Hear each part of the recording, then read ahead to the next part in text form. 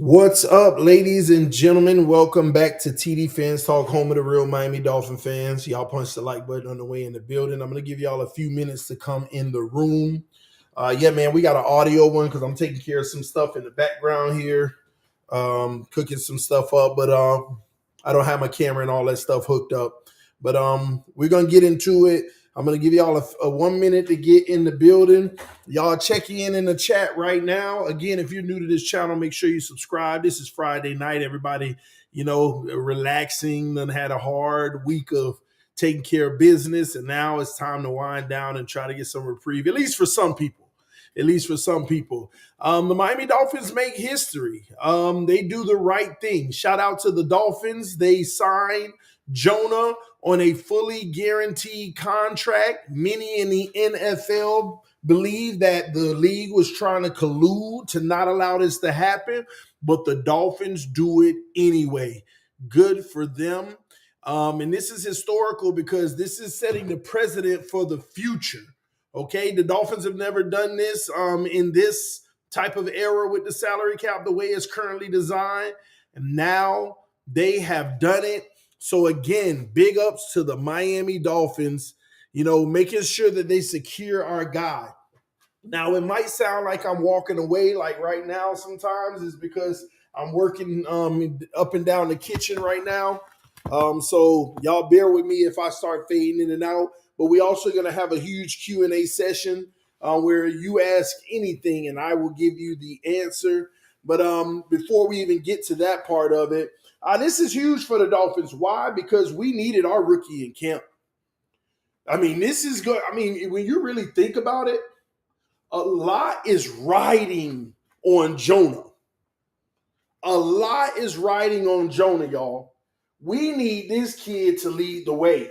He is supposed to be, quote unquote, the missing piece. We want the O-line fixed. Well, guess what? We invested in it.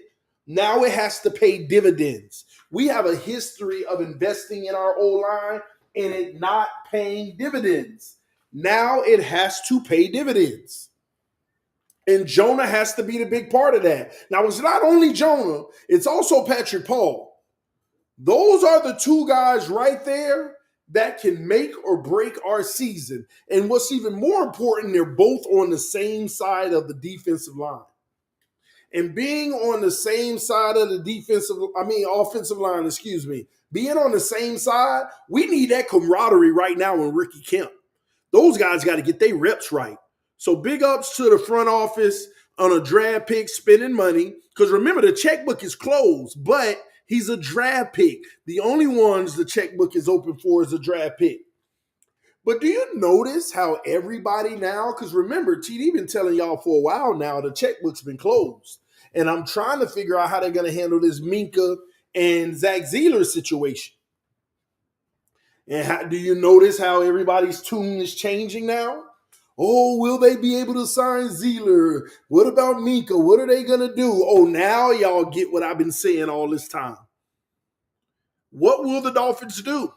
Are they going to invest in those guys, even though everything they've done to this point shows you they're not trying to invest in any veterans from this year?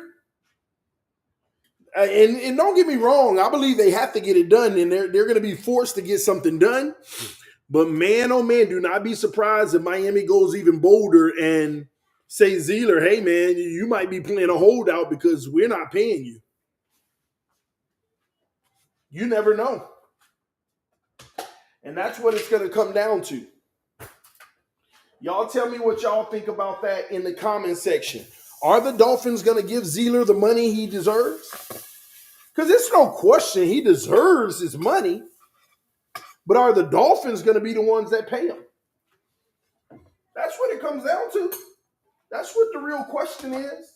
That's what everybody wants to know. Miami, they have to make this decision because our season could depend on it. Shout out to Smarty Jams, just dropped some love in the donation section, said they wasted time worrying about optics. We should have paid him a long time ago since they paid him a fully guaranteed contract anyway. Well, this is why I'm trying to tell you that the NFL, they were trying to collude. At least many people believe that. I don't know for factual. I ain't trying to get sued. But that's what word on the street is. There might have been collusion where the NFL was trying to say all the owners do not give these second round picks fully guaranteed contracts. We are opening up a door that we do not want to keep seeing open. And you know what happened? 3 or 4 of them got it done. You know why them teams got it done? Because they ain't got time to be playing games. Miami is one of those teams that didn't have time to play those games. They were going to hold out as long as they could to see if they can get some wiggle room. And now, bam, give them his fully guaranteed.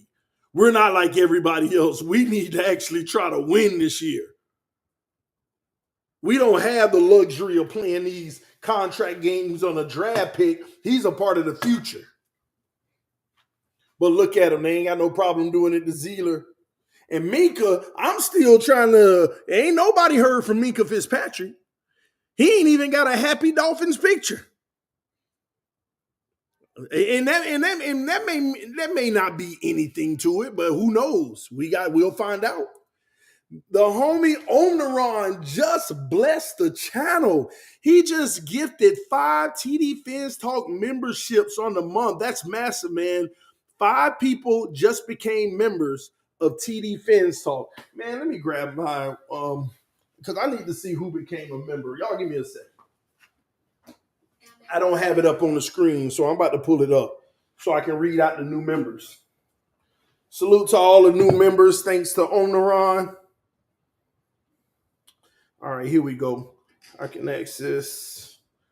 All right, here we go. Let me see who all just said. Yep, Mr. Finisher just became a member. Ziegler just became a member. Delusional Patriots fan is a member. Mike DB Flo became a member. Charles Edwards became a member thanks to Omnaron. Thank you for blessing the channel, Omnaron, and helping support do what we're doing over here, become bigger and better, bro. And salute to the new members. Y'all enjoy it, man. Just utilize those badges and let people know what time it is that you rep TD Finstalk, all right? Appreciate you all. And shout out to Flick Short, the homie up in here. Oh, man, he said, but why would the NFL do that to us? Do what to us? Why would the NFL do what to us? What in particular are you referring to? What are you referring to? Why would the NFL do what to us? Let me know in the comment section, bro. Y'all might hear that sizzle. Your boy cooking right now, some stuff. Y'all hit that like button, all right? All right, let me see here. Let's go. Congratulations. Salute to JD the Great. We're going to take out your quarterback this year, Miami Dolphins. Good luck with that. Buffalo Bills Nation. Hey, that's dirty, bro. That's some dirty stuff to say, man. You going to take our quarterback out? Like, say you're going to beat him, make him look bad, and destroy him, but take him out? Like, come on, man. That's messed up. Especially coming from a guy who you better hope you don't have karma for saying that. Because you know Buffalo does nothing without Josh Allen.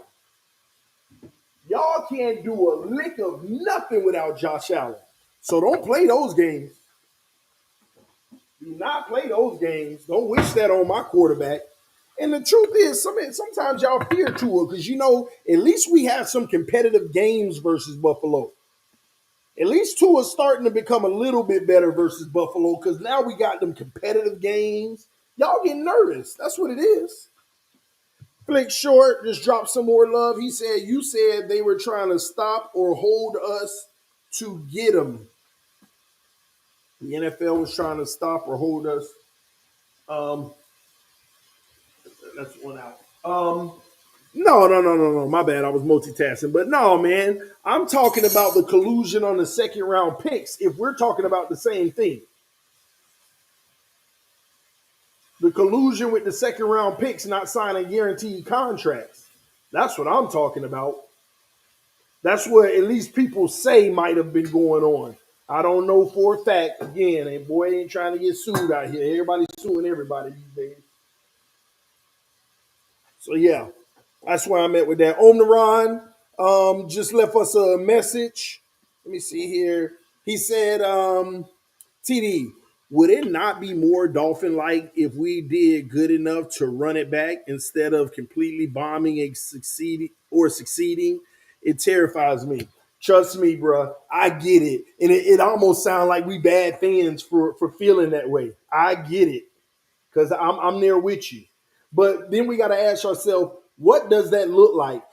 Doing good enough to run it back, but the outcome was not good and it also wasn't bad. What does that look like?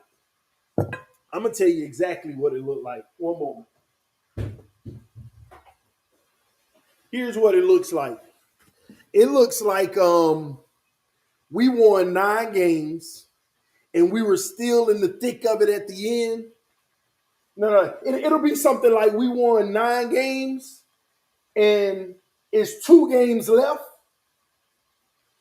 and we lose and somebody get hurt, somebody good get hurt. I don't want to wish injury on nobody, but like a Tyreek or somebody, and then the offense stalls out and we flail out, and we in Buffalo or somebody barely wins the division, barely wins it. Or maybe let's bring that up to 10 wins.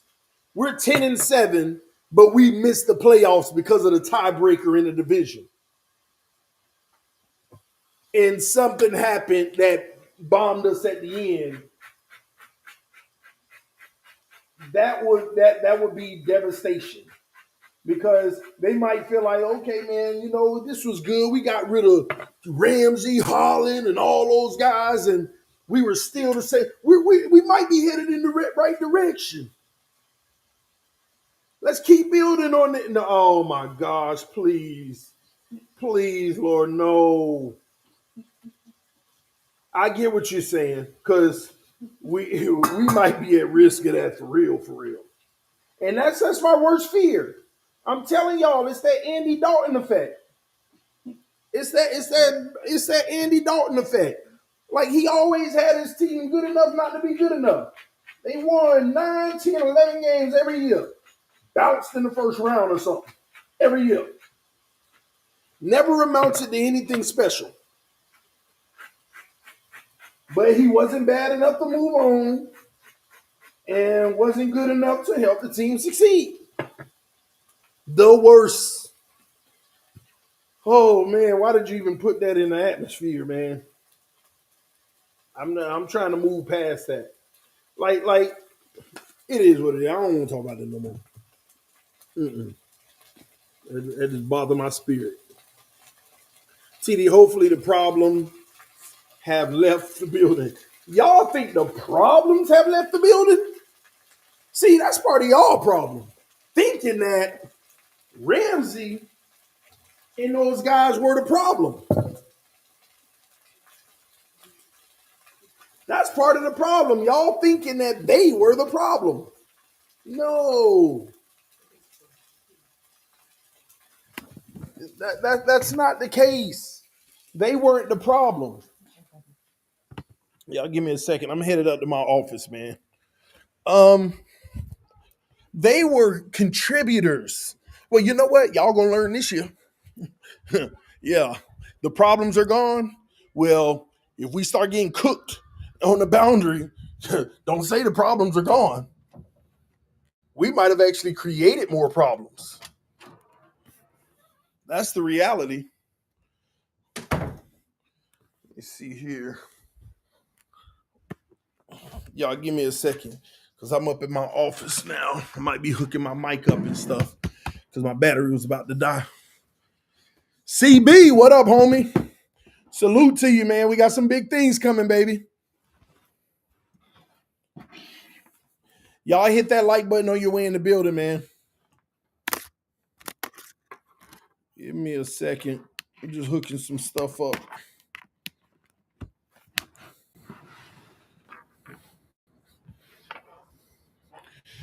All right, one.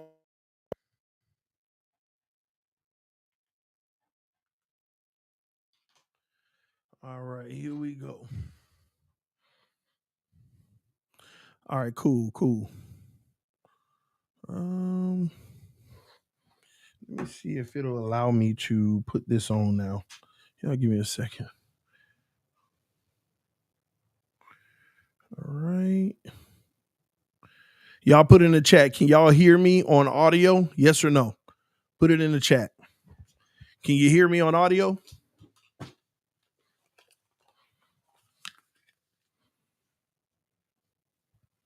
Oh, I gotta turn these lights off. It looks real bad.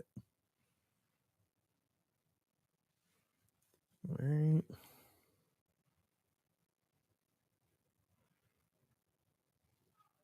It's all good. I got the lights out, y'all, so figure it out. Let me hold on. Just turn one light on in the back. I ain't even turning all of them on. Late night trying to just kick back, relax, not get too crazy into it. But y'all can hear me. That's what's up. Let me make sure my correct audio is on, though. All right, yeah, we good. Stereo. All right, yes, I can hear you, TD. Cool. But again, if y'all got any questions, make sure you put them in the chat. You good? We hear you. Let me turn my volume down. Man, my office is filthy right now, man. I got all... Y'all know we moved into our new home back in the beginning of February. It was supposed to be December, but it got delayed. So February we moved in, and I still ain't unpack all my stuff for, my office and TD Finstalk. So my room is just filthy. I'm going to have to take some time before the season starts and get that done. Let me push this back. All right. What up with the Fanuc sign? What's a Fanuc sign? Is that this thing back here? Is that what they call a Fanuc sign? Hold on. Maybe I want to go ahead and brighten it up some more. He said Fanuc. I don't know what Fanuc is. I got my other two lights. I don't feel like going to turn them on. McDaniels has no excuse. These are all his guys. Yeah, I got a lot of scrutiny. I put out that video yesterday talking about how the Miami Dolphins, the division is wide open, and they're like, oh, he just, getting clicks and all of that stuff and all of that. That's not what's happening, ladies and gentlemen. I'm trying to tell y'all, this has nothing to do with clicks. Give me a second. So my back can show better. Yeah, it shows better now. All right. It had nothing to do with clicks. I truly, honestly believe that. I believe that the Bills, the last few seasons, have been a little overrated, but the division's been so easy. So it elevated them to make them look more dominant than they really were. And I feel like the division is more competitive for us to beat up on each other, in return giving us a better chance. That's all I was saying. The division is better to the point where it'll beat up on each other to give all of us a better chance. And that's how I feel about it. That's truly how I feel about it. All right. What made you have a change of heart, TD? This is from CB83. First off, what change of heart did I have? So I want you to be descriptive on that. Number one, right? Number two, he says, seems like you think the Dolphins will be competitive now, despite still having Tua under center. I said that we have a chance to win the playoffs, but the only route that we have to get there is through the division. And because of my theory on our division now, that's why. I'm not saying we're going to be a better team to beat the better teams. Even in that video, if you go back, I said, I'm not saying we're going to be able to beat the Chiefs, the Bengals, the Ravens, none of them. But what I'm telling you is we got a chance to win the division. And I also pleaded to you in that video to say beggars can't be choosers anymore. I'm not worried about trying to win a Super Bowl anymore. I guess y'all have defeated me. I just want to make it to the playoffs, even if we lose in the first round now, because you've defeated me. That should, you know what? Y'all have been right. You people that I've been telling, you people I've been telling, why is y'all goal just to make the playoffs, just to get bounced? My goal is a Super Bowl. You know how I've been yelling that for years now? I don't want to hear nothing about make no playoffs. I want the Super Bowl. That was my sentiments. It's changed. You defeated me. You win. You're right. Beggars can't be choosers. I see no iota of Super Bowl in our future. So, hey, man, let's just make the playoffs. I get it. I'm defeated now. CB says, so the division is worse, which in turn means the Dolphins can win it. Again, okay, y'all pay attention, okay? Because y'all not comprehending what I'm telling you.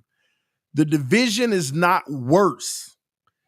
The division as a whole is better, which is going to make Buffalo worse, giving us a better chance. You remember when we went 11-6 and Buffalo caught up and went 11-6 and we lost the division?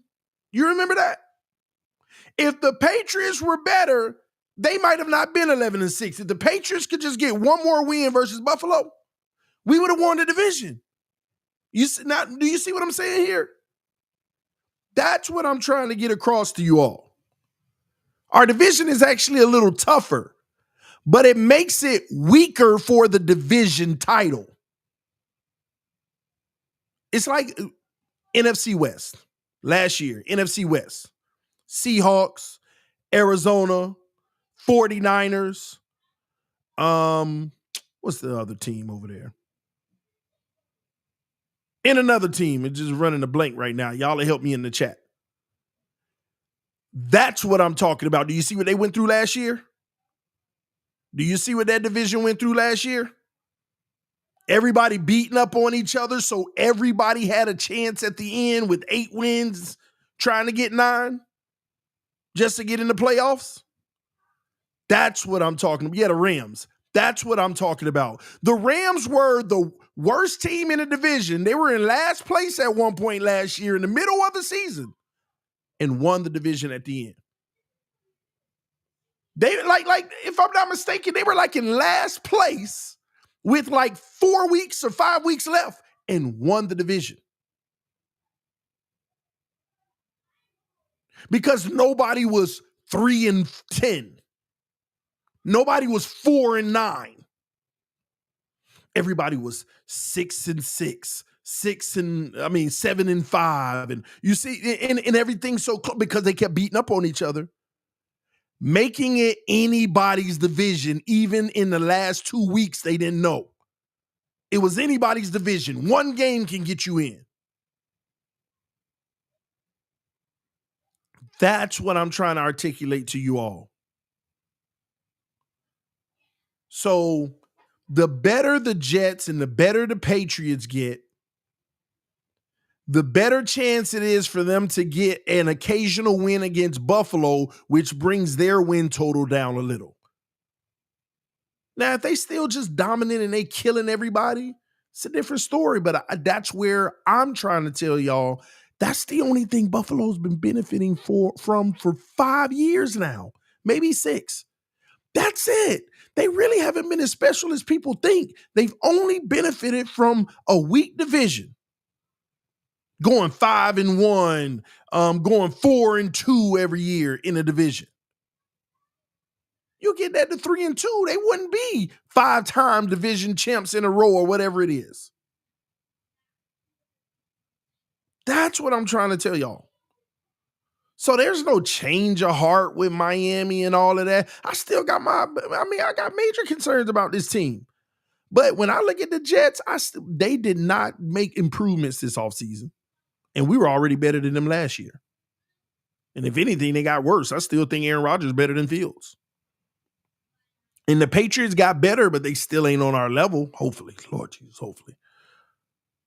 And Buffalo, if those two teams can put some pressure on Buffalo and get a win or something, then Buffalo fighting for their life all the way to the end.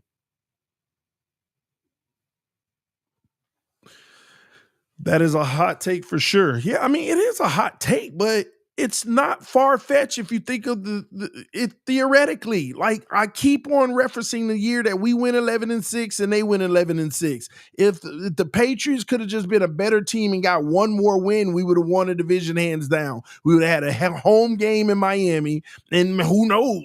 I don't know what could have happened. No, let me stop that. But still, we could have won a division. That's what we're hoping for. That scenario. And obviously, we got to take care of our own business by getting wins against Buffalo. We got to take care of our own. But that just like, to me, it's just not a special team. They just got this guy named Josh Allen. And everything else, man, and like I said in the video, Cook is solid. But everything else, they ain't got nothing like jumping out the gym. They don't like they don't have it. Like, and here's how you got to look at it. And y'all tell me if I'm wrong. They got in it outside of Josh Allen. Is there a player on their team that's better than Tyreek Hill? Is there a player on their offense that's better than Jalen Waddle? And people will debate Cook A-Chain right now, right? Or even if you give it Cook, but that's it. We straight. And we just got to do our thing this year. So I know people getting on me, coming after me. But I truly do feel that way about Buffalo. And I'm not trying to take away from Buffalo's dominance in the division. They've been overall a great team, but I truly feel like that's just simply because of Josh Allen and a weak division. Josh Allen in a weak division has blessed them for years.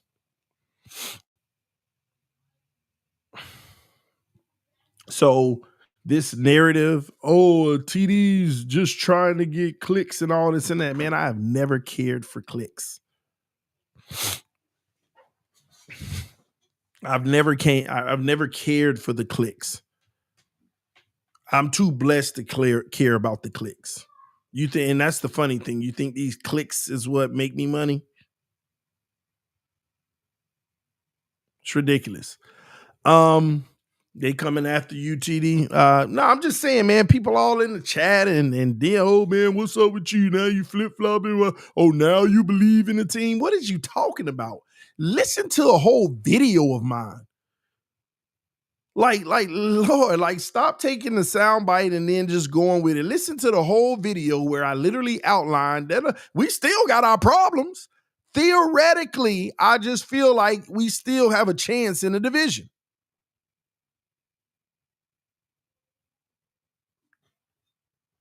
It's that simple, man. And I get, like, if you're a Bills fan, by all means, you can call me, you can say whatever you want. I get it. Y'all have a right to say, oh my God, this guy trolling. Yeah, right. Because you just don't believe it because you've dominated us. I get it. That's fine for you. But y'all Dolphin fans, listen to the whole video before you comment on what I'm saying. Because I've laid it out.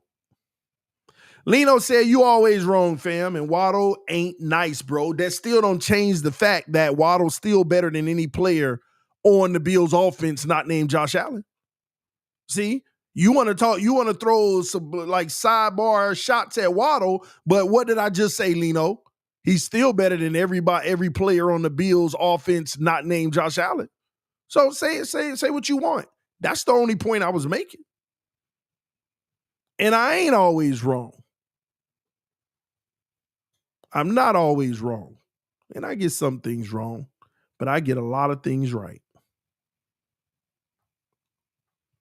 Except winning the division. But this year we might have a chance. I don't know. We'll see, man. Waddle's cool. He just stuck with a Tua. Oh boy. Y'all leave QB1 alone, man. Why y'all keep messing with Tua? I've been on a Tua break, man. It's all love for Tua. The man just made $1 million selling his house. Y'all start hating on that man. That man doing his thing. All right. All right. So the Wayne D experience said, be real, TD. Why do Jets fans think they have gotten better than us just because they overpaid for Waddle's soul sauce and the wide receiver who was gonna ask for a trade? Yeah. I'm glad you brought that up because the Jets fans are the most delusional alive.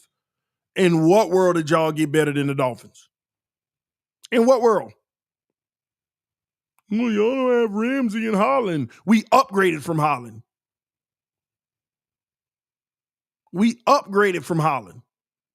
And Ramsey, we'll be able to do without. But y'all act like y'all ain't just get rid of DJ Reed. Y'all act like y'all ain't just get a quarterback who can't throw 15 yards. Get out of here, man. Y'all, we ain't worrying about no Jets. Crazy. We have an O-line. And what good did it do for Aaron Rodgers last year? Nothing. What good did it do for Breece Hall running the ball last year? Nothing. We got an O-line. No, you got names on the O-line. They ain't did nothing last year. They didn't do nothing last year. Where was Breece Hall last year? He was sure healthy, but what happened to him? Yeah, miss me with that. No, y'all gonna learn this year when Justin Fields out there throwing picks, because he ain't gonna take them chances that Aaron Rodgers would. You know the historic catch by Garrett Wilson? Fields ain't never gonna throw that in that coverage. Half of Garrett Wilson passes were 50-50 amazing catches contested. Fields ain't even gonna throw that. Oh no, somebody's by him. Let me run. Stop. Y'all stop. Wrong with these Jets fans. Y'all, man, don't talk to me, Jets fans. Y'all delusional. We own y'all, and we gonna continue to own you. The only concern, obviously Buffalo's still the king of the mountain, but we'll see about that this year. The only real threat is the improvement of the Patriots. Because I'm telling y'all now, whether y'all want to acknowledge it or not, the Patriots will have a top 5 defense this year. Oh, it's going to be tough.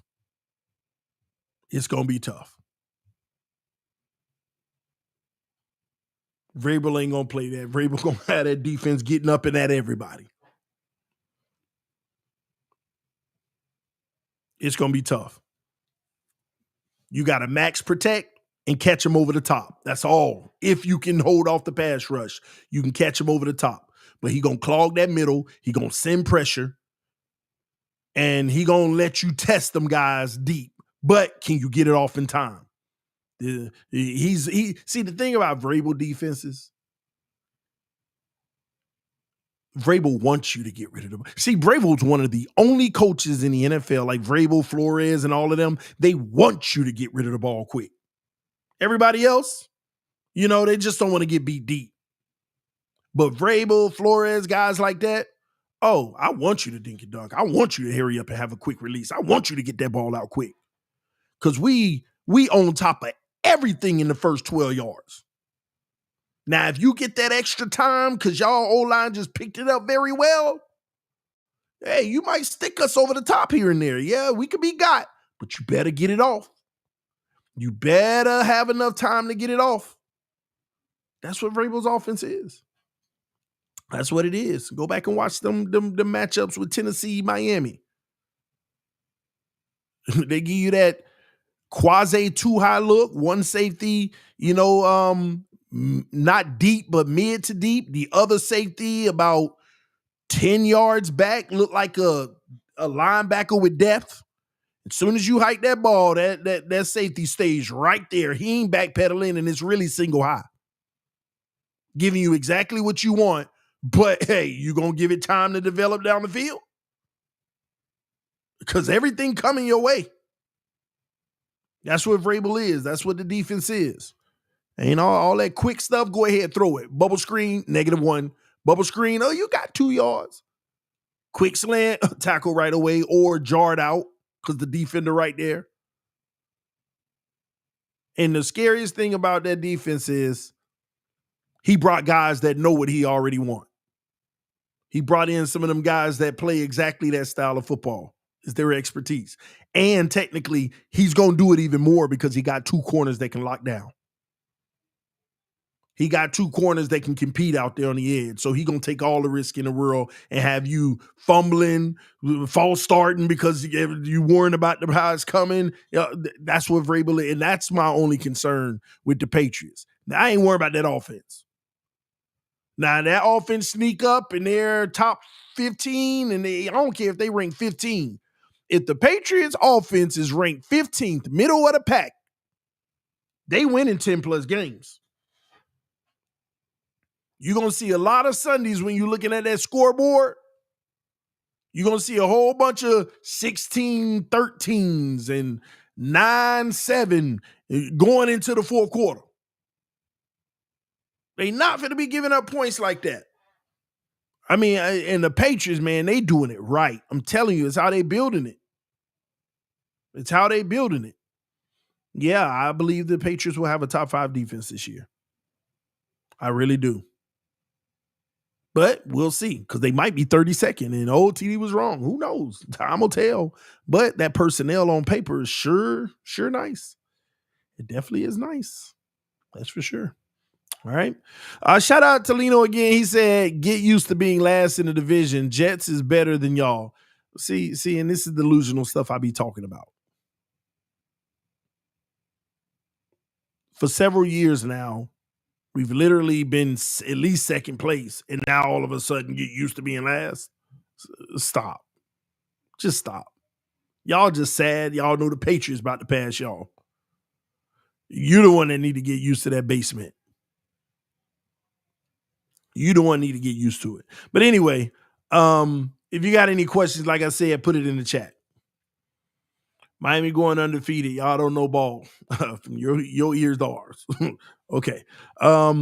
Fins could actually start 7-1, and that one game is the Bills on a 61-yard field goal. See, now you got me wanting to look at the schedule and see, is that realistic, even if I'm delusionally optimistic?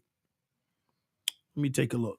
If I'm delusionally optimistic, can Miami start 7-1? You might be right, because I think I said 6-1 or something like that before. Here we go. Here's the schedule. All right, delusionally optimistic. We beat the Colts. We beat the Patriots. We lose to the Bills in your scenario because we're in Buffalo. I get that. We beat the Jets. We beat the Carolina. Chargers tough, but if I'm going to be delusional, we beat them. That's tough. I don't know about that.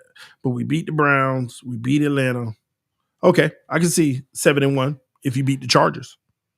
I can see 7-1. Optimistic, like excessively optimistic, I can see 7-1 if we beat the Chargers.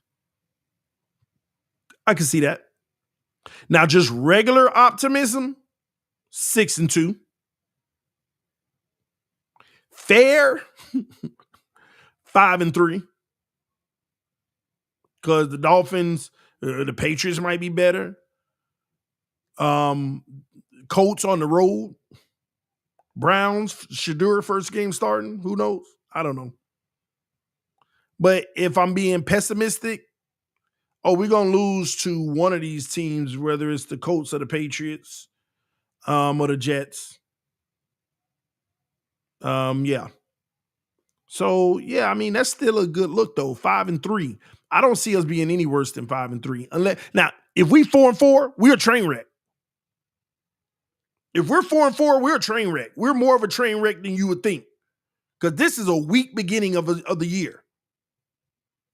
5-3 should be the worst. If you 4-4, train wreck season. 5-3 should be it at the worst. But even if you keep that optimistic hat on with a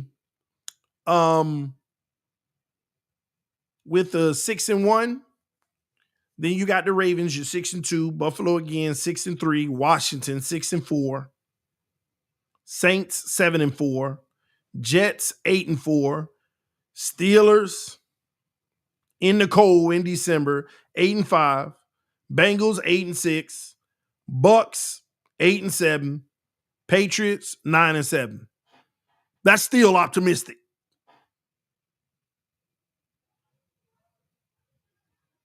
Now, if I'm being extremely, excessively optimistic, I still don't know if it works out for us. We start out 7-1, like you said, extremely ridiculously optimistic. 7-1 because we beat the Chargers. 7-2 with the Ravens. 7-3 with Buffalo. 7-4 Washington. 8-4 Saints. 9-4 Jets. 9-5 Pittsburgh cold weather. That's the only reason. 9-6 Bengals. Bucks. I'm gonna give us 10. This is excessively optimistic. 10 and 6, and Patriots 11-6. Extremely ridiculously optimistic. 11-6. I know I'm being maybe delusional. 11-6, and that's what scares me on the season. That's the only thing that scares me on the season. I'm being a homer and just overly optimistic for no reason. 11-6.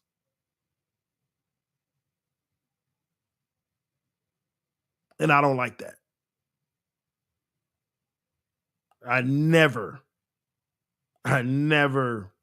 am overly optimistic like that. And I keep telling y'all, in the real world, here in history, how things work and how I'm seeing the team. And again, when I go to training camp, it might change. But me being real, what do I think? My early prediction before camp, because it might change after camp when I see everything. But before camp, my true prediction, and y'all ain't gonna like this. The first 2 weeks on the road versus the Colts, and then divisional game versus the Patriots, we're gonna drop one. We're gonna drop one for whatever reason. I have no clue, but we're gonna drop one. On the road versus the Colts, divisional rival Patriots. Don't know what to expect from the Patriots, how they're gonna approach the game. The Colts should win, but on the road, week 1, rust in the armor, trying to figure out how we're going to approach this newness of the team. I feel like we're going to drop one early. Then we're going to lose to Buffalo and be 1-2. We're going to beat the Jets at home and be 2-2. Beat Carolina on the road, 3-2. Chargers going to come to Miami and wax us. They're going to walk us down slowly and methodically. Hard-fought game, 23-20 or something like that. Chargers win. That makes us 3-3.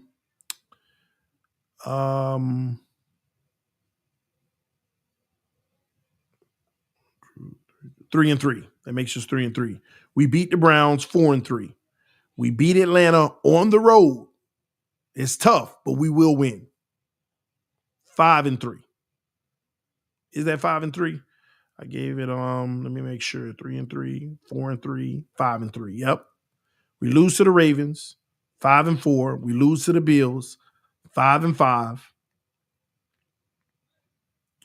We lose to the Commanders overseas, so we don't get the home field advantage. That's 5-6. We beat the Saints coming fresh off the bye after resting from the trip, 6-6. We beat the Jets again on the road because it's not too crazy cold, I don't think. It's December 7th. It'll cool down, but we'll beat them. We'll beat them. I think that's 7-6, if I'm not mistaken. And then we got 4 games left, 7-6. We go on the road, Pittsburgh, cold weather, 7-7. Bengals at home, 7-8. Bucks at home,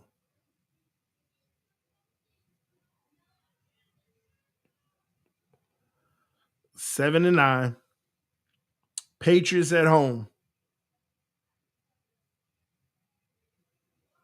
in New England, January 4th, cold weather. And they understand their system and everything. They work their kinks out.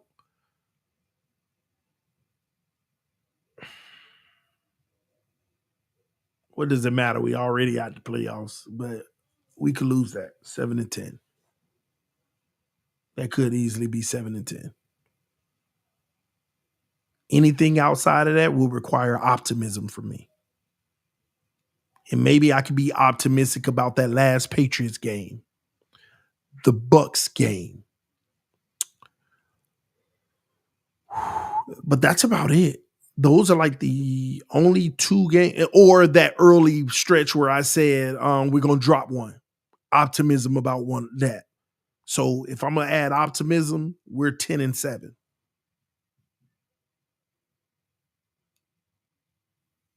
But who knows? We could look up and be 13-4 because we shocking everybody. I don't know. I don't know. I don't know. Don't know. But I do know this. The Dolphins don't have a cakewalk schedule. Remember last year when I told you count the games that you really got to take serious? And we got to like 6. And I said, there's 11 games that technically we should win because we are more superior than. Y'all remember that last year? And it never works out that way, but you count them though. These are serious teams. We counted like 6. This year, with the Patriots going to be better, in my opinion, that's 2. The Bills twice, that's 4. And I'm still leaving the Jets out. The Chargers make 5. The Ravens, the Commanders make 7. Pittsburgh going on a Super Bowl run, trying to. And don't forget what Pittsburgh did this offseason. You know, don't make that mistake. With a much better coach, by the way. The Bucks, the Bengals, that's 10 teams. And I didn't talk about the Jets, and I always usually include the divisional foes sometimes. Like last year, I didn't include the Patriots at all. And I included the Jets, but who knows if Aaron Glenn sparks the Jets and they actually solid, I'm telling you now,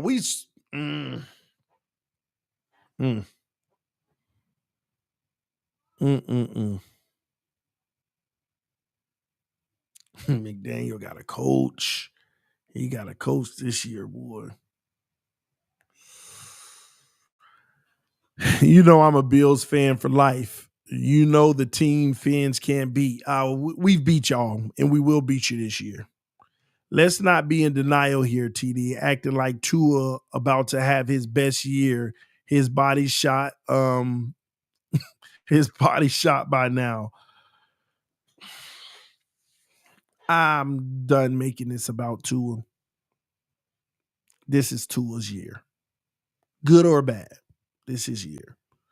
We don't have to beat a dead horse. Everybody, even the people who told us we were crazy for years and we don't know ball and he's great and all this and that, they don't even bark anymore because they ain't got no more bite. So at the end of the day, our circumstances are circumstance. So sit back, watch it, and let's see what happens. And maybe he comes out of the smoke that dude. Or maybe his destiny ends up being what the trajectory says it's going to be and he fizzles out. I don't know. But what I do know is this is it. Because after this, ain't no Chubb, ain't no Tyreek. All these 1-year deals that you had are most of them unrestricted free agents. We're like here's the deal. This is what a lot of y'all don't realize too. Even if the Miami Dolphins won 13 games and won a playoff game this year, most of these guys are unrestricted free agents next year. Like majority of the team is not even under contract. It's going to be a remake anyway. And don't let us do that well because some of them going to have greater value than we gave them. And they all going to go get their bag. Don't let some of them be better.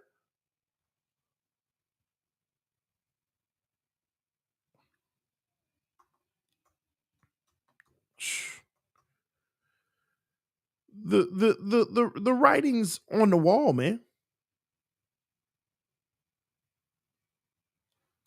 Let me check something real quick. All right. A lot of these guys, they're gonna be unrestricted free agents or telling the team, hey man, you're gonna have to give me some more money. For example, Brewer, our center. Next year, if he has a good year this year, he want more money. He want more money. You're gonna have to give me some more cash. Let me take a look at another one. Let me see here. What's his name here? There we go. Let me look at his contract. See what it's doing. Because I know he's gonna be done with guaranteed money. Austin Jackson. Let's see. What is his? Same thing. Same thing. And matter of fact, that's crazy. His salary goes up $11 million next year with a $16 million cap hit. Dolphin with 3 voidable years in 27, 28, 29.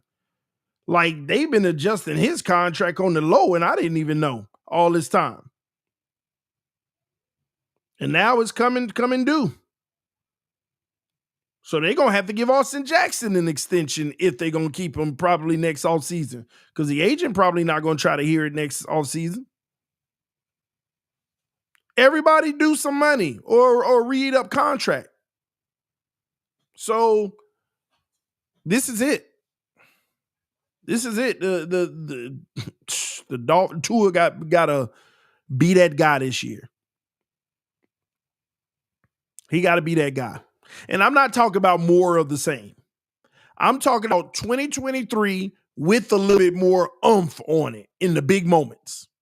See, I don't care nothing about you coming out having 4,400 yards and having the stats. Oh, well, yeah, I'm getting great stats again. No, you got to show in the big moments. And the crazy thing about this schedule is going to be a lot of big moments. But it's also going to be a lot of opportunities to embarrass yourself. See, the thing that comes with, you know how I just talked to y'all about every year we count some of the ones that's going to be tough games and we get to like 6. The beautiful thing is it's only 6. And you only got 6 games to look bad in. See, that's what's been keeping our quarterback alive too, is the fact that as long as he looked good in the mother 11 and 6 bad in 6, it's still okay. But now you got a potential 10 games to look bad in, potentially. And you can't get to 7 and 8 of those.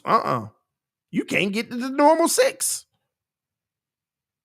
You probably allowed to have 3 stinkers. And when I say stinkers, they may not even be all out stinkers. Like 3 bad games where you didn't contribute or you cost. You can't have 4, 5, 6. You can't.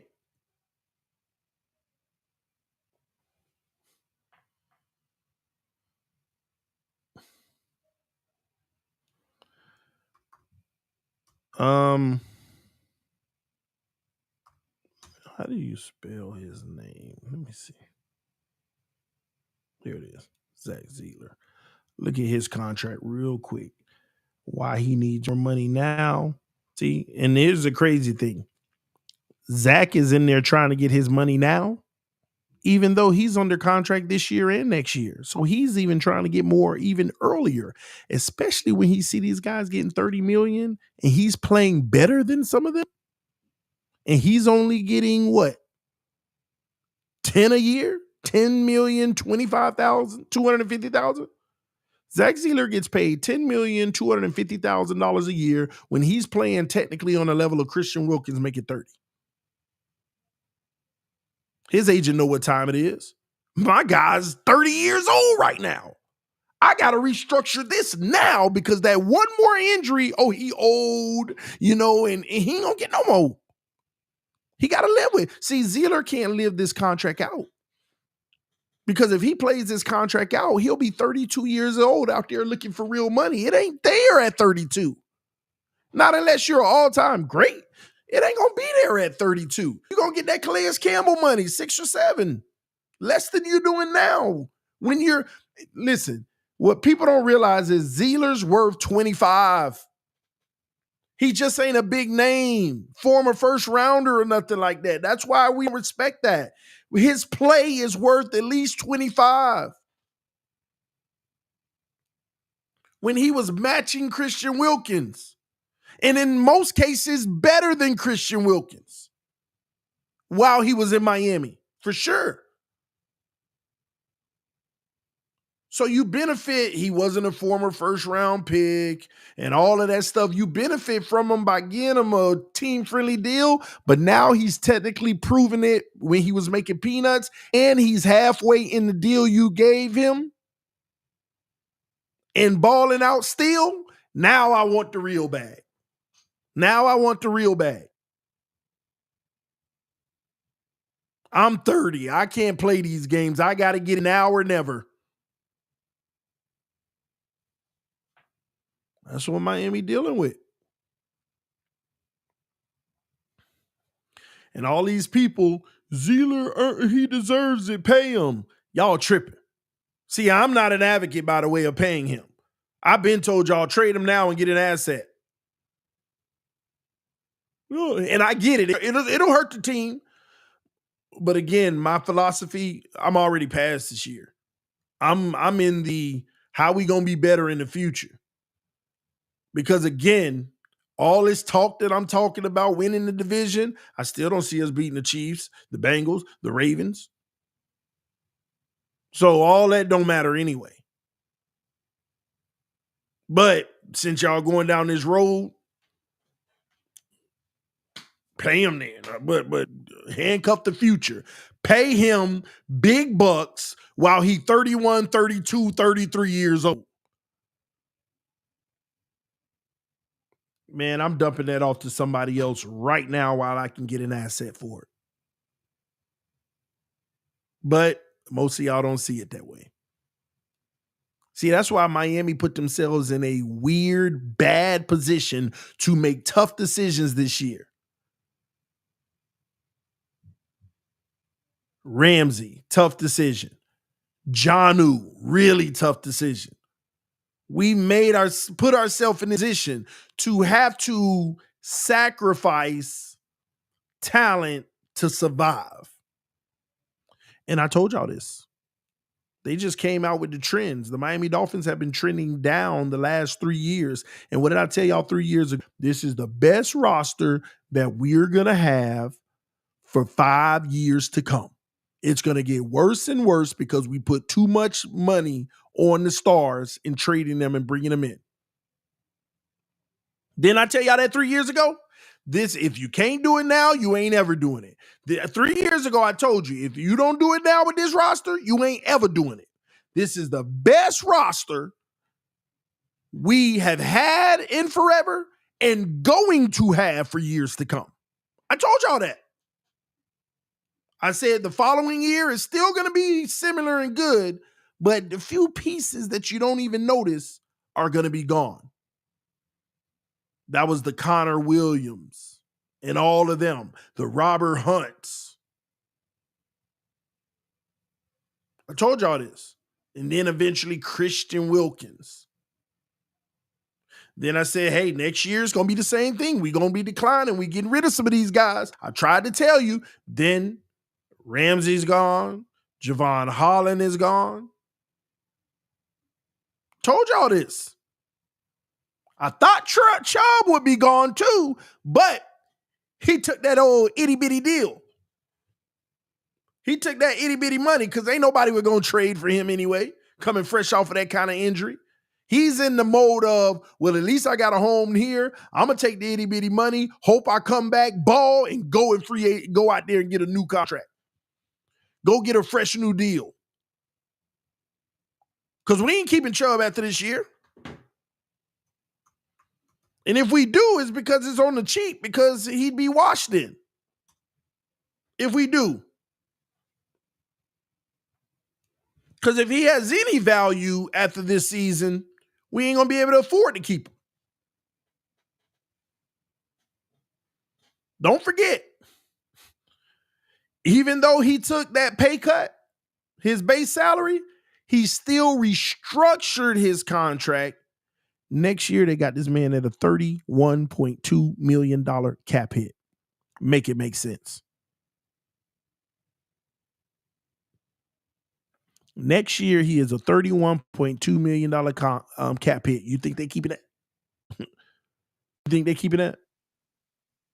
Let me go even further, right?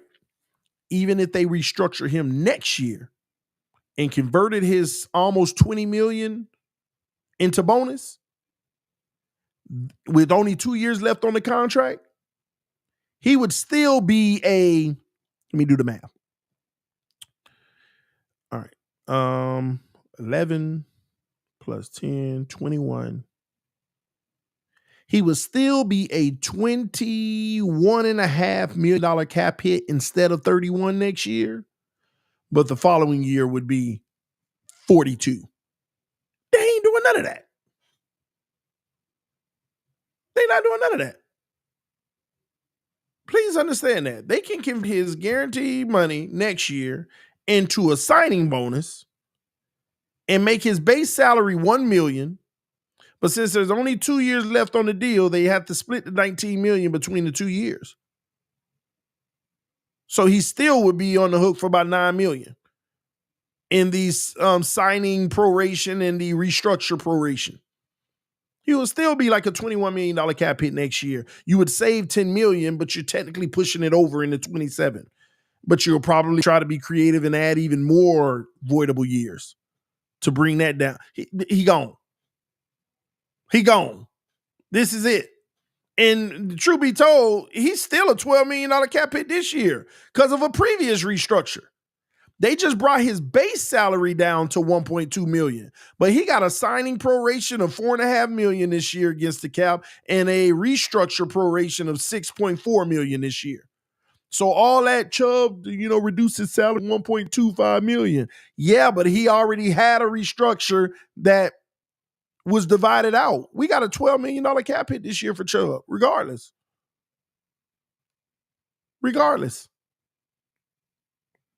With $36 million in dead cap. So you wasn't going to cut him because you ain't getting nothing. You be cutting them for free and still having to pay $36 million in dead cap.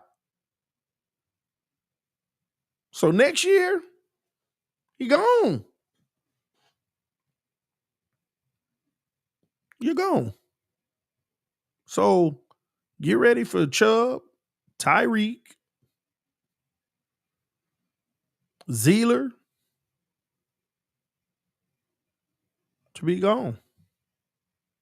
You look up, if they don't give Minka his money, him too. That's our reality. Let me see something here. Y'all give me a second. The wife calling. Just want to make sure she all right.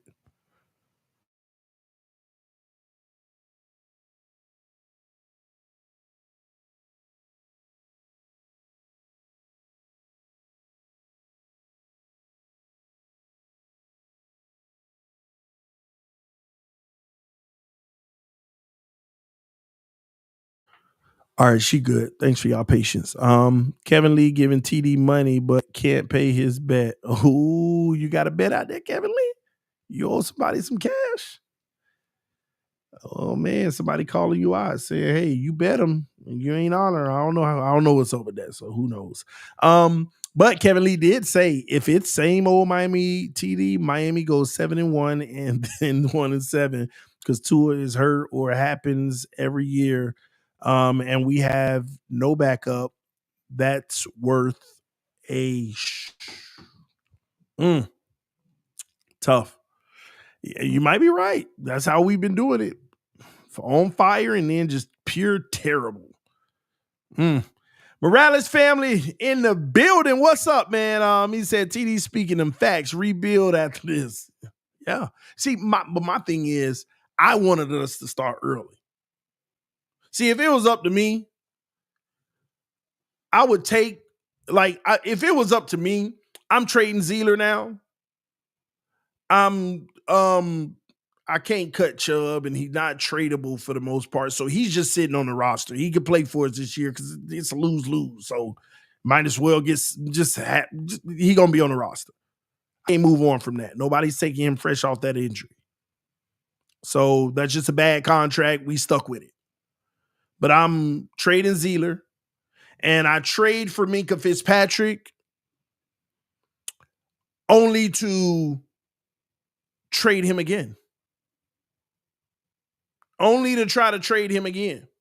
Or use him as a trade piece at the trade deadline.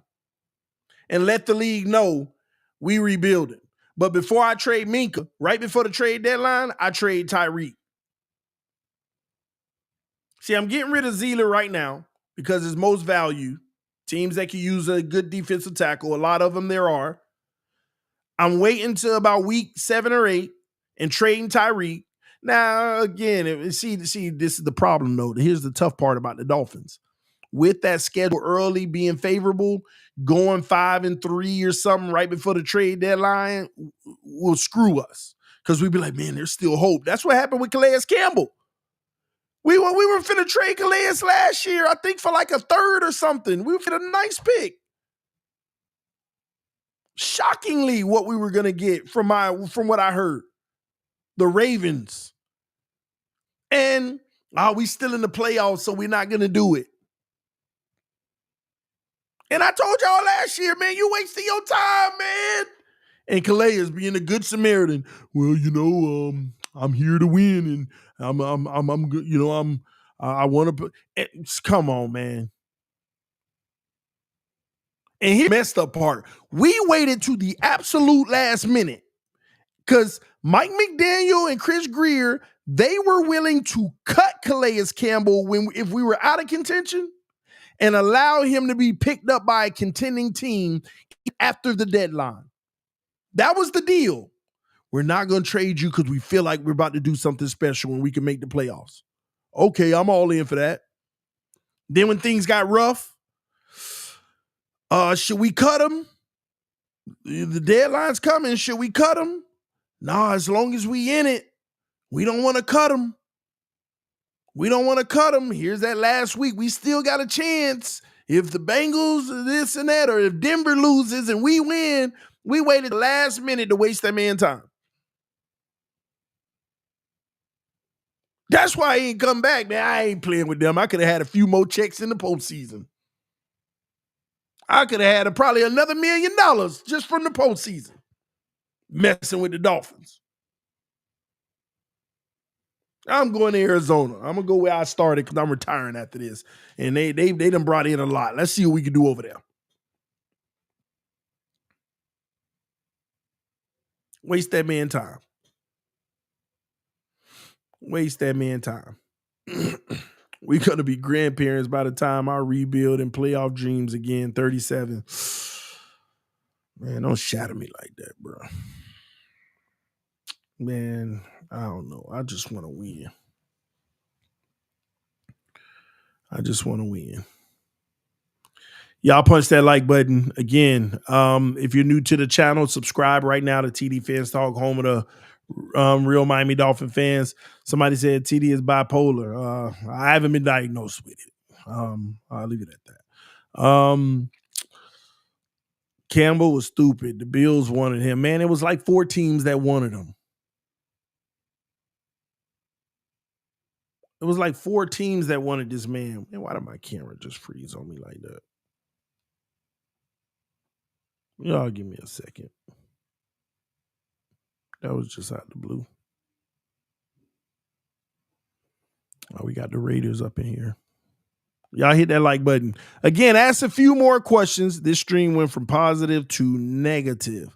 What was negative about it? I'm just telling you about the rebuild plan. That's what should be positive to you. What we could do to have an out. Some of y'all don't get that. What we potentially can do. The best step for the team. Why is that negative? Why? Because this year is like a throwaway? It seems negative. Some of y'all got to stop there. Yeah, some of y'all, that's how y'all live y'all life, ain't it? The truth is negative to you, huh? And you avoid the truth. That's why a lot of y'all walk around here living a lie or not reaching your true highest potential. Because you think being positive about everything is what moves the needle. No, reality moves the needle. Once you acknowledge reality, you have a chance to actually change it if it's not good. But if you don't want to acknowledge reality, then you're not going to change it. You cannot change reality if you won't even acknowledge it. And you run from it by saying, well, I don't want to associate with negativity. If your reality is negative, acknowledge that crap and change it. Stop hiding behind the banner of I live my life with positivity around me, everything positive. Yeah, anybody who say that mess, I understand the thought process, but the positivity that you live your life around has to come with acknowledging the negative and what will it take for me to turn this into a positive? Is that not what I'm doing? Acknowledging the negative situation we're in and sitting here and telling you how this can turn into a positive. I'm telling you, if I'm y'all, I would trade this person now. I would do this. That's all to actually get to the positive, get to a better day. Why is it so hard for some of y'all to realize that? That's the goal. That's what I preach on here. Acknowledging reality in hopes of getting to a better day sooner. That's the big caveat. That's why I told y'all, as soon as 6 years ago, whatever it's been now. Oh, man. It's like I told y'all, and tell me if I'm wrong. In so many ways, I told y'all 6 years ago, we just got a 7-year prison sentence. And we might get out of it in 6 years with good behavior. Did I not say that? We got a 7-year prison sentence. It could be as long as 9 if we do some stuff in between. But we got a prison sentence, and all I'm trying to say to y'all is I want to avoid it. Oh, you being negative. You got to let it play out. Well, guess what? Being a content creator, sometimes you got to put your stamp on your take. This is what I think is going to happen. You have to make predictions and see if you know ball. See, this is a conversation nobody want to have. Content creators like me, sometimes instead of always playing the fence just to make everybody happy, you gotta test whether or not you know ball. And you gotta put yourself out there and say, this is what I think is gonna happen based off of what I know about ball.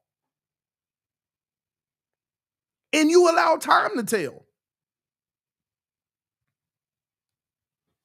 But instead, you shun those people.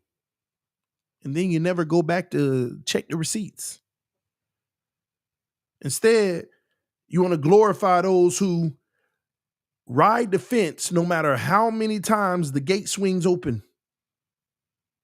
They just ride that fence, don't tell you what they think one way or another, really, of what they think is going to happen.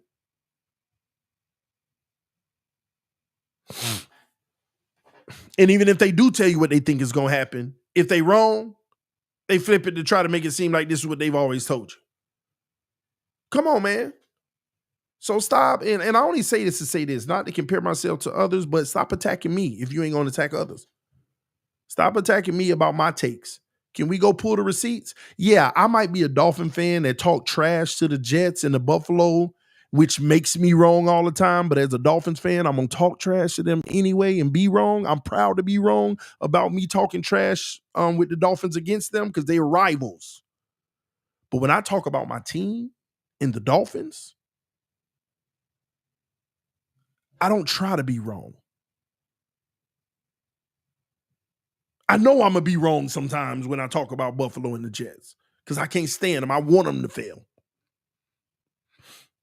But when I talk about Dolphins, I give you my honest take.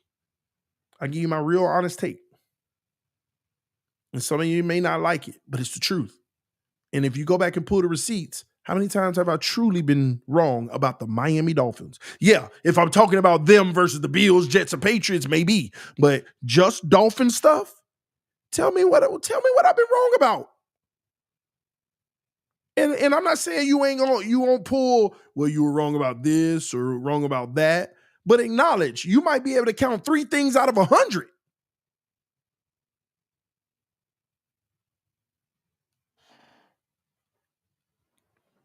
We talk about maybe 3 to 5 things out of 100 things that I've predicted.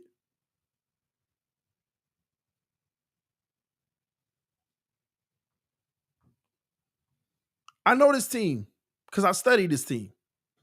I study his behaviors. I study from the general manager's behaviors, how he operates. I study the coach. I study the quarterback.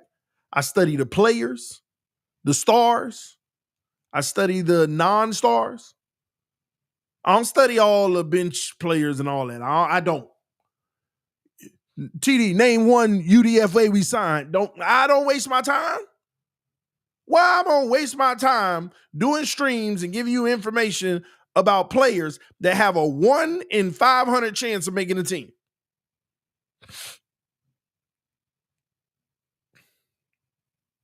Y'all do realize it's like 1 UDFA makes the team per 3 teams or something like that. And they never even play, typically. No, I don't waste my time. But I know our players, the main ones that play. I know our quarterback. I know our stars in and out. I know our salary cap situation. I know our general manager's tendencies, his strengths, weaknesses. Owner. I know all of that. And I put it all together and I create theories about what's going to happen with this team. But you know why I tend to get it right more than wrong? Because I don't just only know the Miami Dolphins. See, I might know 97% of what there is to know about the Dolphins. But I also know about 60% of what I need to know about the Bills. I can't name everybody on their team, but I know their scheme. I know how they play us. I know their contracts situation. I know the makeup of their team, where their strengths and their weaknesses are. I know their coach's tendencies. Same thing with the Patriots. Same thing with the Jets. So I already got 6 games on how I could perceive how we going to perform against them in the regular season. And I also know teams like the Chiefs that I study. I also know all the great teams. I know the entire NFC North, all the ins and outs that I need to, as far, well, not all, but about 50% of what I need to know about the team. I know the NFC West, AFC North, AFC South. Only divisions that I don't know much about in this league that I don't study much is that Atlanta Falcons, Bucks, Panthers, them over there. I don't know much about them. And the only reason I study all these teams and I know these teams is because of Roundtable Sports. I host these shows listening to the content creators tell me all there is to know about their team, debating. I do research myself to know what questions to ask them. I'm on a show talking about all NFL every day. So I kind of get a good feel of getting outside of my delusion of being a Dolphins fan. Now, again, we talking on AFC's roundtable and the Patriots, Jets, Buffalo. Hey, I'm going to live in my delusion because I'm going to rep my team. But when it comes to the NFL, I kind of get a good landscape and understanding about the opponents we're going to play and how we match up. All the factors. So stop coming at me, comparing me to people who only study the Dolphins. That's a limited scope. You don't even know nothing about your opponents. Yeah, you can name a few players, but you don't know anything about your opponents.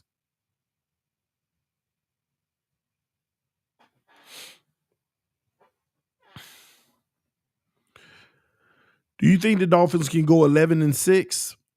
Miracle, yes. The answer is yes, but it would be a miracle. Like, wow, they have literally officially exceeded, and that is exceeding expectations on a really high level. And it's possible. Unlikely, but possible.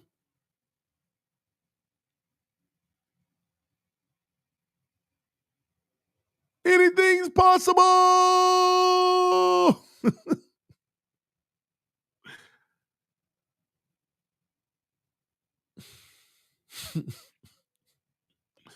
Bro, I accidentally ordered a size XXL Storm Duck jersey last season. I need him to work out. Man, Adam, I ain't gonna lie, that's funny. Yeah, I don't know if that was an accident. You might have predicted he was gonna be that dude. Is it unlikely that Storm Duck breaks out? Here's the deal. Here's one thing I'll tell you. When you have such holes at certain positions, first of all, you get an opportunity when maybe you wouldn't have. You see what I'm saying? There's probably 3 teams in the NFL Storm Duck could probably start on, and that's because their units are weak, just like ours. And he gets the opportunity, though, potentially, if he wins it in camp. Still got to do that. So you never know. He might shine. But as a new player, the league also starts to learn your tendencies and how you play. So he might have an advantage coming out the block if he's good. But we'll see. See, you got to survive the longevity of it. I don't care if he come out week 1 with 2 picks, week 2 with the fumble strip and like balling out. You got to sustain it like a pro for the season. That's one thing we famous for in Miami. Guys that break out and then all of a sudden they fizzle off. But you just remember that breakout and then the next year you're raving about them. No, they ended the season horrible. You got to play all the way through. You got to be that guy. You got to be reliable. You got to play well. That's why you can't overreact ever with this team. That's why I tell y'all with Chop Robinson, it was promising what we saw last year. Slow down. Because he got a year this year where he can't just be promising again. He got to pick up where he left off and start progressing on top of that. You give me what you did last year? Nah, that's it. Nope.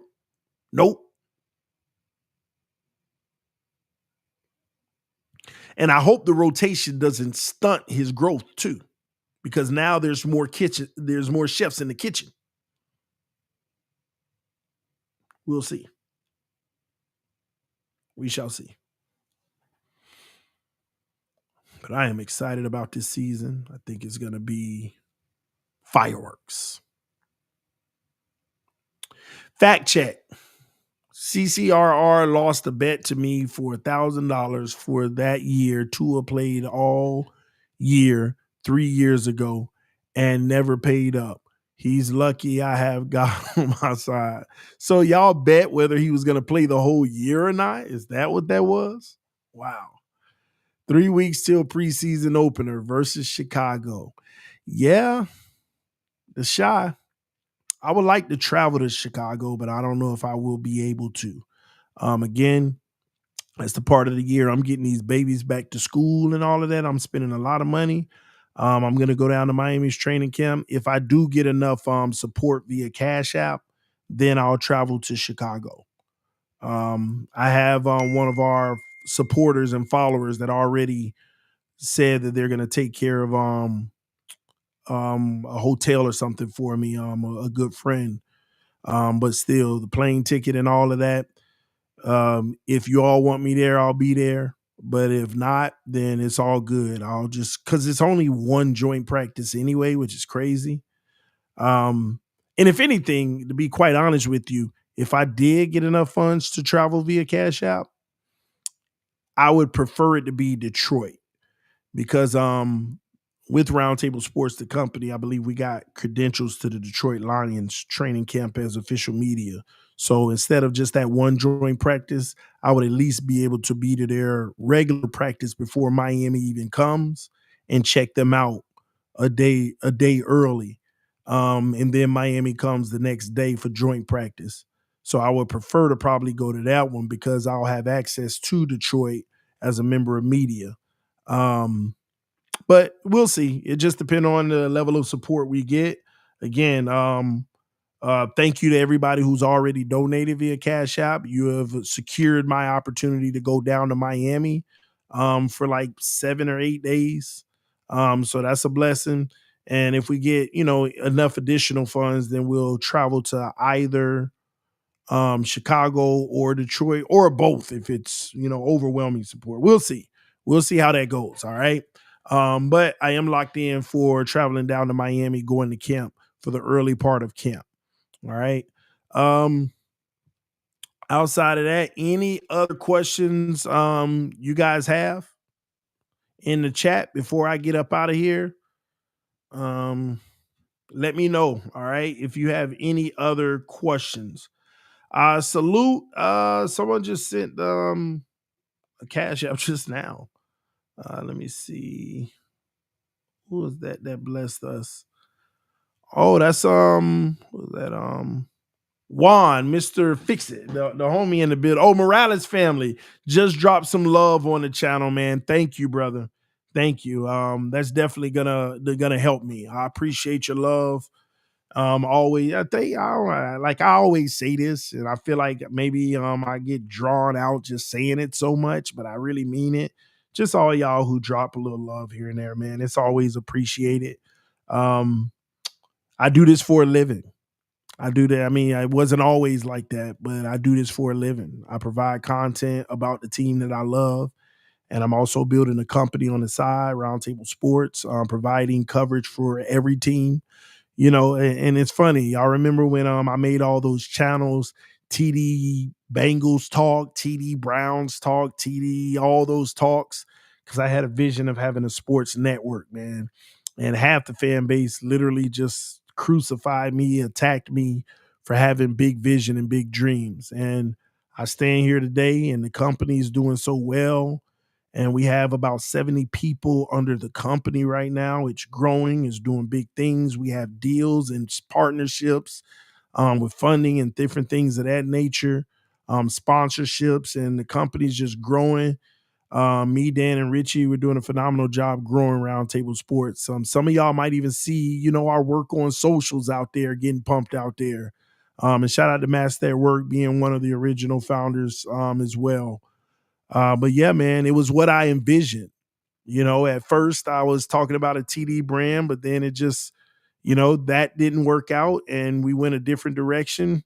And it's been a blessing, and we're just gonna keep grinding to make it what we know it can be and will be. Where the NFL and other sports recognize us as a media conglomerate. And so to all my haters that spew that propaganda that, and by the way, some of y'all may not know this. This is the narrative about TD Fans Talk out there. There's a large part of Dolphins Nation who received this lie from some of my biggest haters that basically said I was never a Dolphin fan. I created 10 other team channels, and the Dolphins were the one that popped. So I went with that, and they don't even know I was creating Dolphin content by itself for 3 years before I even came up with that idea. But that's the narrative in the community, that I'm not actually a real Dolphins fan because I had vision for bigger and better. But that's why I'm always grateful to those who support what I'm doing. It's bigger than just this channel, y'all. It's bigger than just this channel. I'm trying to do something special. I'm trying to, build something special so all y'all can look back and be like, look, Roundtable Sports, look at what they just did. They just got that, like Barstool Sports just got a partnership worth hundreds of millions and stuff like that. And when you look up, you'll know, hey, look what that TD's associated with that. And we were a huge part in lifting him up to that by helping him support his base of what he built with TD Fans Talk. Thank y'all. I sincerely mean that. Because without y'all, and of course, I give God all the glory. But without God working through many of y'all, without y'all even maybe even realizing it, this wouldn't be anything. So thank y'all.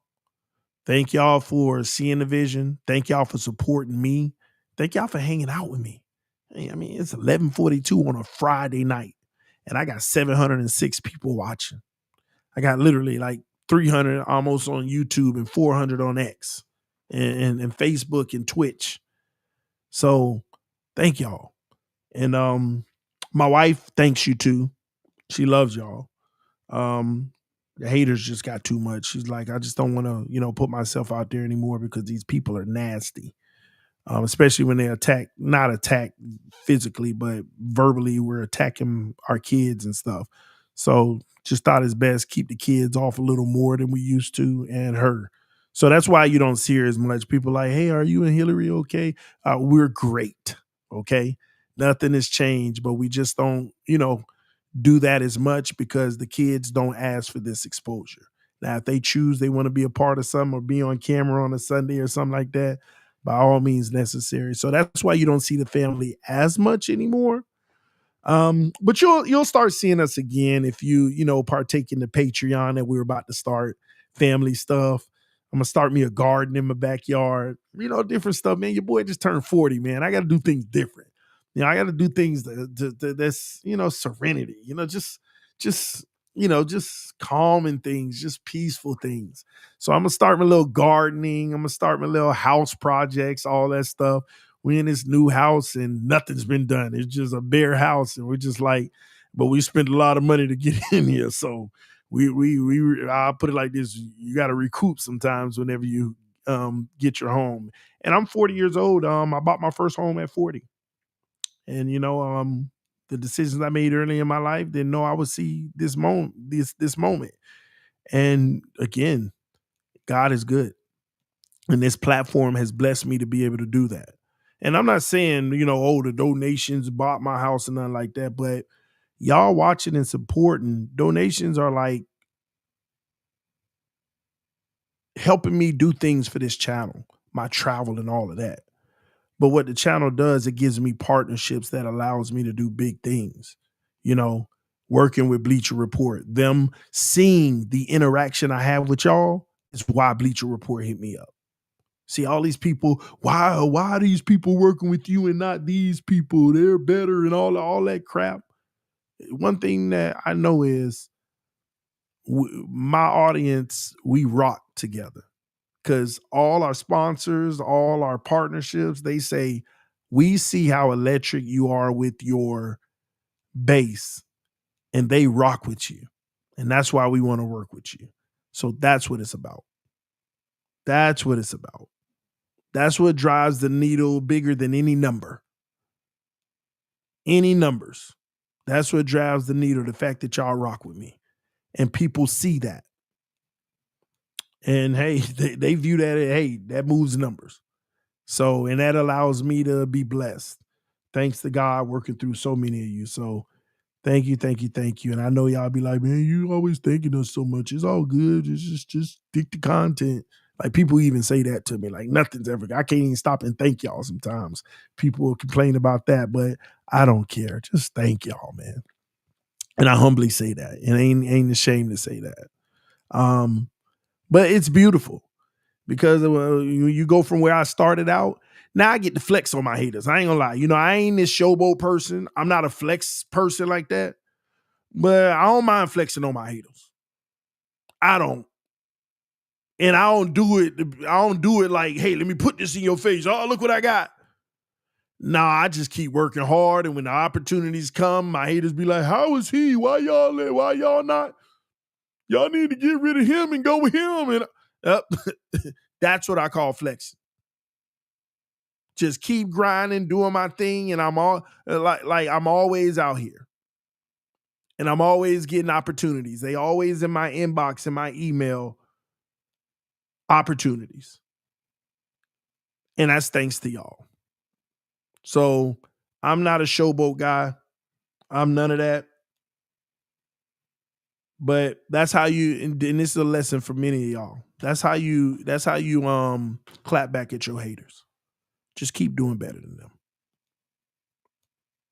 Keep grinding to do better than them. It's that simple.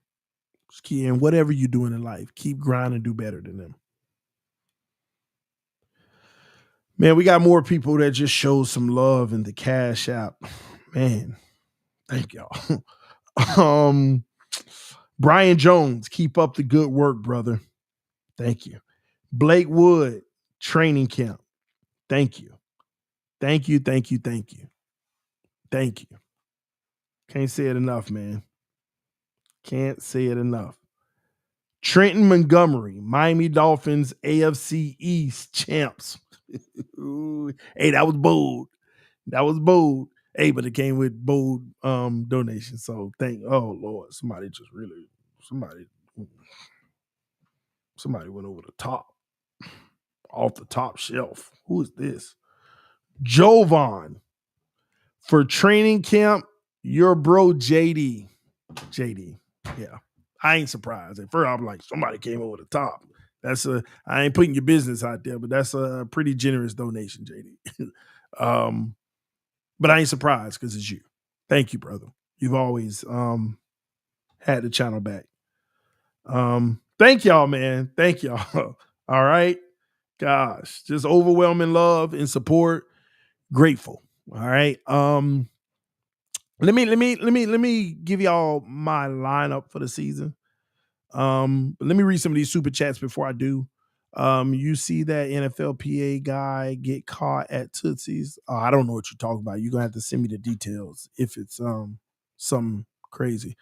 You out people on and they hate on you. Out people on and they hate on you.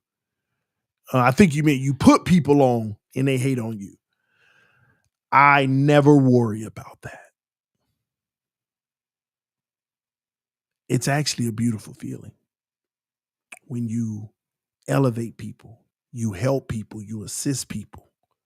Even if they turn on you and start to be one of your biggest haters, they know inside, as well as yourself, what you did for them. But when I do things for people, I expect nothing in return. I don't expect your loyalty. I don't expect for you to treat me well. I don't expect for you to be nice to me. I don't expect for you to like me just because I do something for you. Everything I do is a part of my character in trying to uplift the next man, even if they are out to do me wrong. Because the God that I serve, he's my protection, so I don't worry about protecting myself. So I help others blindlessly. I don't care. Now, yeah, sometimes I clap back at people. They do that. Sometimes you got to read people, But, because God ain't done with me yet, by the way, But I don't worry about that. Y'all don't understand. Some of my biggest haters now, whether y'all know, whether I put them on or not, right? Y'all don't understand when I'm sitting here and I'm negotiating with a brand that says, hey, we want you to promote, our headphones. We're going to send you a pair. If you like them, promote them. Okay, I'll try them out. And if they're nice, I'll make a video and let my people know, because that's how I do it. If I don't use it, I don't typically promote it. Unless, now, of course, they paying crazy money. That's different. But I ain't gonna never do nothing like that I really wouldn't partake in at all. I wouldn't do. But here's what y'all gotta understand. When I secure an opportunity or a deal with somebody, I don't go out there announcing what I do, but it makes me smile when I look at another platform and that same brand is on theirs, because I told the brand, if you really want to move some numbers, these guys have a great audience that would love this product. That guy has a great audience that would love this product. Some of your biggest haters, that's what I do. Because most of the hate just come because, when people ain't winning, they just want a piece of the pie and then they'll simmer down a little bit. So sometimes you gotta, hey man, you give him a little bit of the pie too. So he ain't gotta be messing with me, man. See, this is where I get in trouble. I'm a fool with it. But no, man. But that's how it work, man. Oh man, that's how I am though. I want to see everybody blessed. I don't care that you don't like me or don't rock with me or do me dirty. I want to see you blessed, man. All right, I want to see everybody blessed. I say it's that simple. And honestly, sometimes I'll be like, God, just please let this person have better numbers than me, more followers, make more money, because then I won't be important for certain people to even talk about. Because I'm not competing with nobody. I don't compete with nobody. I have goals and aspirations, but I'm not out here like competing with people. Trying to be better, man. Have 10 times more than me, please, Lord. Okay. Um, let me see here. Hold on. Just that. Give me a second. I don't want to miss nobody because we got more people blessing me, man. Dale Johnson, TD standout always, AFC roundtable champ. Let's go. That's what's up. Thank you, Dale. We also got Purnell's Sturt event. Go Fins. Salute to you, Purnell. Love you, brother. Love you, brother. Thank y'all. Appreciate y'all so much. Real quick, special shout out to my boy Glenn, man. Real quick, just want to give a sidebar shout out. And by the way, Glenn be clapping back at me, man. Glenn be holding me accountable. But shout out to Glenn. I just got to double back from last time I said this, man. Just thanks for all you do for me and the Roundtable family. Just want to remind you of that, all right? Thank you to all y'all, okay? Shout out to Adam Padilla in the chat, admin for TD Fins Talk, doing a lot of the behind-the-scenes work when the season starts. All that stuff y'all be seeing, it be Adam Padilla doing a lot of behind-the-scenes stuff. Y'all know I don't do no thumbnails. Y'all know I don't be doing all this. Adam be rocking, man. Adam be providing a lot of that stuff for me to elevate the content and what we do, and he does so much more. Salute to you, brother, for your contribution to what we do. Love you, love you, love you. Y'all give a shout out to Adam. Give a shout out to Glenn. Get a shout out to the homie G Firm, CB83. I know my brother be having my back out here with these haters. Miss Finn. I mean, I ain't finna start that. Y'all gonna have me going down a list, and then when I miss somebody, then I got a new hater because I ain't call them out. So shout out to everybody. All right. I'll put that up later. Ooh, they send me the emails. Okay.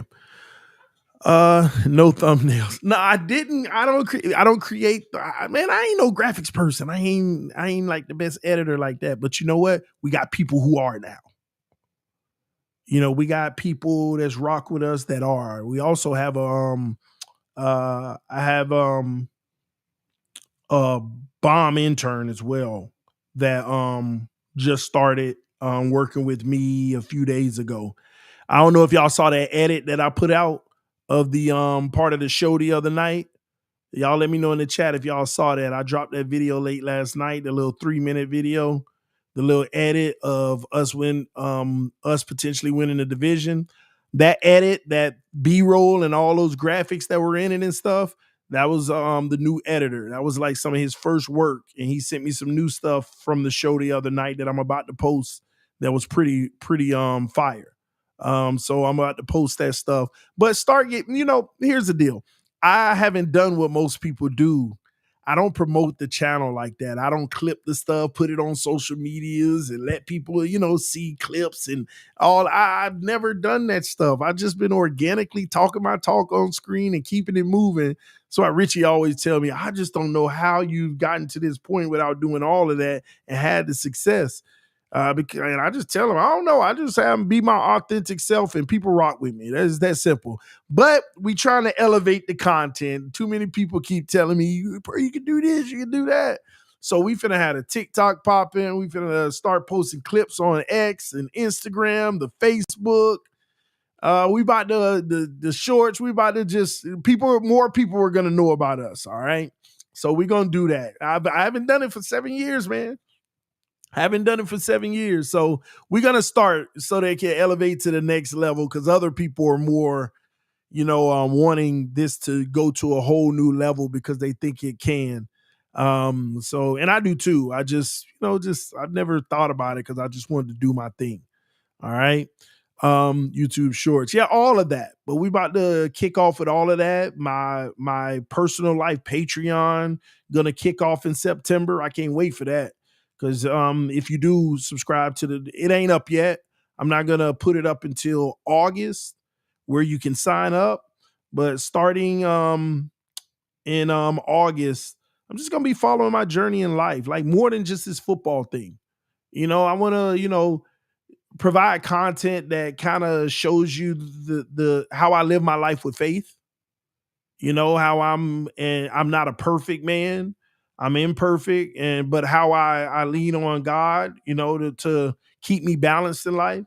I want my Patreon to show my interaction with my family dynamic, how we operate. Like a lot of people don't know, um like all my children and stuff. I have 6 kids, one in college, one in high school, one in middle school, two in elementary, and one drive me crazy at home, the little baby, baby girl.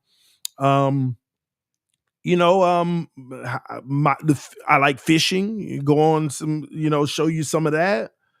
My projects that I'm gonna be working on at home with the wife, the gardening that I'm about to start, trying to figure out how I want my backyard because it's not just a little small size. You got a little extra more than the typical, lot. Um, just different things, man. I'm my weight loss journey. Making sure that I'm 40 years old. Want to make sure that I'm here as long as I possibly can for my kids. So trying to maintain a healthy lifestyle. I eat now, how I prep. I mean, just everything, just my life. This is what I do. I realize I'm a content creator. How I'm building our business. The ins and out of our business. How my role in our business as a co-founder.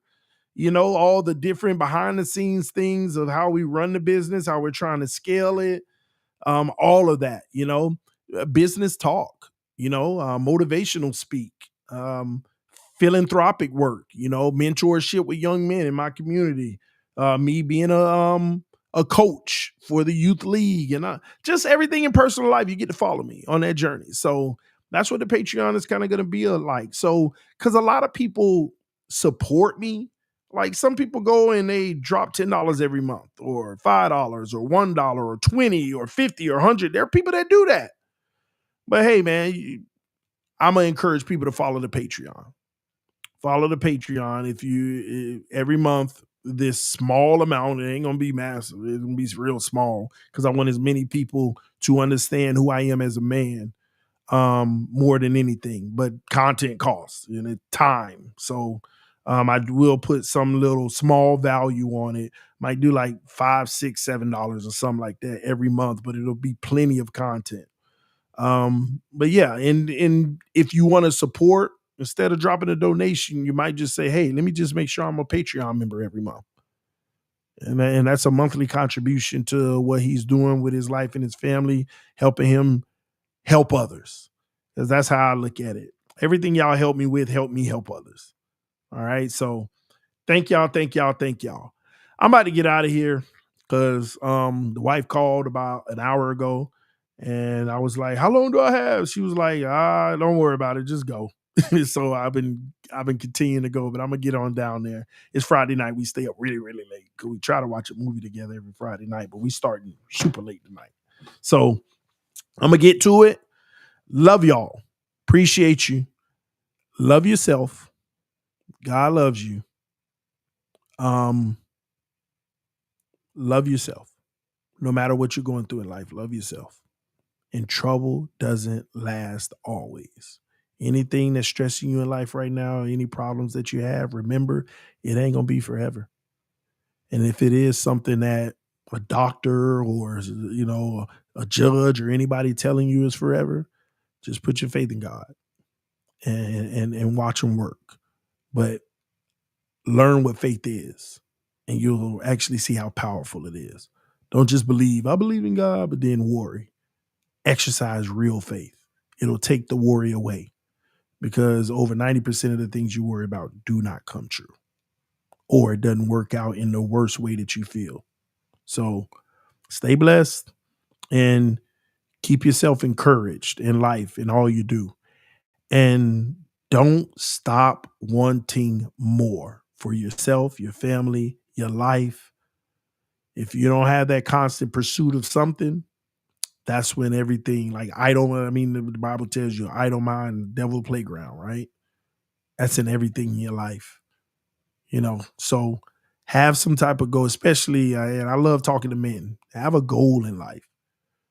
And again, I ain't trying to lecture to you, but I'm begging you, don't let your life be just going to work, paying bills, and keep trying to sustain. Do that for your family, but have a goal on top of it, something that you don't even believe is attainable. Well, how can I do it when I got to deal with this and that? That scheme. Let's figure it out. Have something, because once you lose that, nothing good comes of it. You wither yourself away. You wither yourself away. Go after something. I don't know what that is for you, but go after something.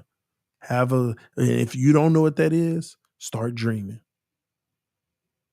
Start dreaming. All right. And stop buying dreams. Sell them. Love y'all. Appreciate you. Peace. God is good. See you later.